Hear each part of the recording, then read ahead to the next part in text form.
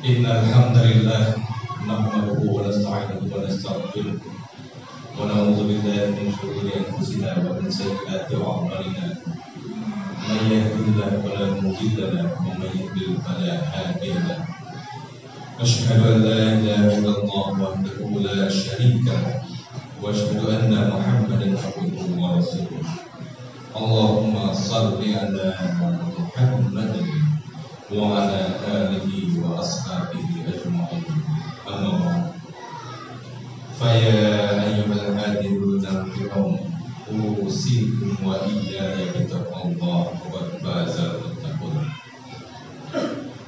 Laqad qala ta'ala fi kitabihil karim, a'udzu billahi minasy syaithanir rajim. Bismillahirrahmanirrahim. Wasta'inu bis-sabri was-salat wa innaha lakabiratun illa 'alal khashiyin. Wa fi ayatin ukhra ya ayyuhalladzina amanu ista'inu bis-sabri was-salat innallaha ma'as-sabirin. Wa qala Rasulullah sallallahu alaihi wasallam, idza ahabba Allahu 'abdan ibtalahu bi bala'in la dawa'a lahu fa in sabara izdabahu wa in hudiya istaqa. Sallallahu alaihi wa sallam Rasulil Karim wa nahnu ala dzalika minasyahidin.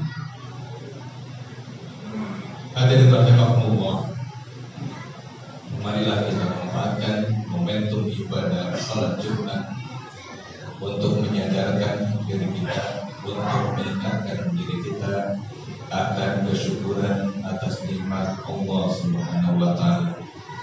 Bersyukur kepada Allah Subhanahu wa taala dengan senantiasa kita berucap, lisan kita dilatih untuk selalu berucap alhamdulillahirabbil alamin.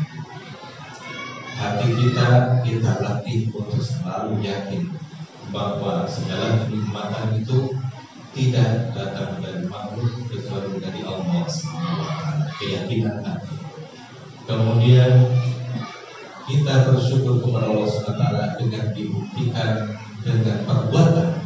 Dalam hal ini kita memanfaatkan seluruh perangkat yang kita punya, fisik kita, materi kita, kendaraan kita gunakan untuk hal-hal yang diridhoi oleh Allah Subhanahu wa taala adalah bentuk kesyukuran atas nikmat.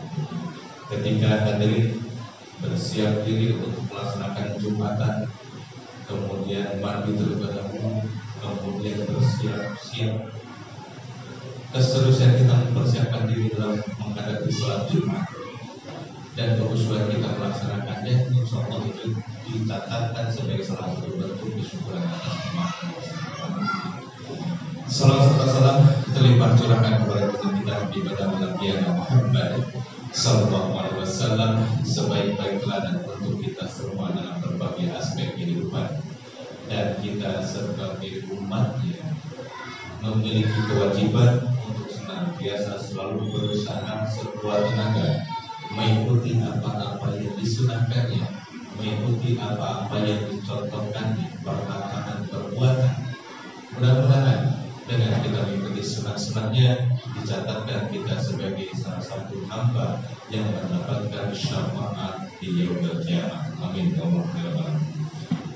Dan khatib tidak lupa untuk selalu mengingatkan diri khatib, mengingatkan jamaah sekalian, senantiasa kita selalu meningkatkan kualifikasi dari keimanan dan ketakwaan kita kepada Allah SWT. Salah satu strateginya adalah dengan senantiasa kita konsisten istiqomah melaksanakan kebaikan-kebaikan, melaksanakan kewajiban-kewajiban, dan menghindari apa yang dilarang oleh Allah dan Rasul. Hadirin rahimakumullah, pada minggu lalu khatib didatangi oleh salah satu jamaah yang merupakan jamaah di salah satu masjid di mana khatib minggu lalu berkhutbah. Kemudian jamaah ini berupaya untuk menelpon, menghubungi khatib setelah Jumatan langsung. Setelah selesai Jumatan langsung, kemudian sekitar asar Jumat lalu berupaya untuk menghubungi khatib. Apa yang ditanyakan? Ternyata jamaah tersebut mengatakan, sepertinya saya akan mendapatkan obat dari Pak Ustadz. Saya sangat yakin saya harus ketemu dengan Pak Ustadz, karena saya yakin saya akan mendapatkan obat dari Pak Ustadz. Kemudian saya tanya dari mana mendapatkan nomor kontak, ternyata dari DKM. Nah kemudian akhirnya kami bertemu. Dalam pertemuan itu kemudian Fatim mencoba untuk menggali ada permasalahan. Kemudian ia menyampaikan, Ustaz, secara fisik saya sehat.